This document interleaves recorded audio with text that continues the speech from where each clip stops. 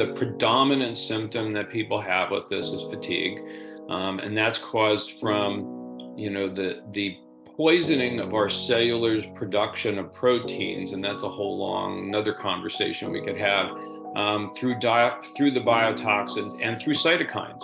And so the result of that is the cell shifts into this state of hypometabolism or slow metabolism and poor energy production. So you've heard about mitochondrial dysfunction. Well, this is the cause of the mitochondrial dysfunction. And so you're not making energy anymore. And so the result of that is fatigue. And that's like the number one symptom that people have. And then the second most common problem is the brain fog, right?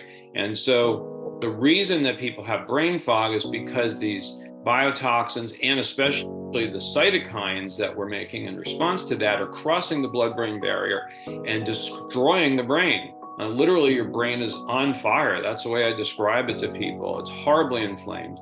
And the result of that are areas of brain atrophy or deterioration. And so I see that routinely on people. So that's what's causing a lot of the brain fog and neurocognitive symptoms that people are having with this. So 35% of the symptoms are neurocognitive.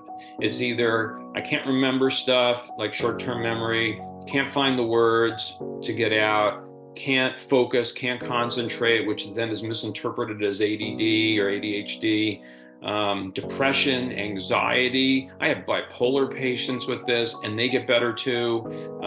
So there's a whole host, and then strange neurological symptoms, tics and neuropathic pain that no one can diagnose and figure out why they have this, pseudo seizures. I have all of that.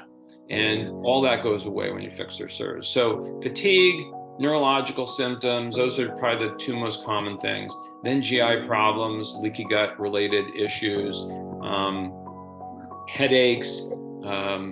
And then, the worst of all are the people that have mast cell activation problems. If you've talked about that before, multiple chemical sensitivity syndrome, those are kind of the worst people I deal with. And probably those are 10 to 20% of my practice are people that have those extreme problems and are very difficult to treat. Most practices have given up on them.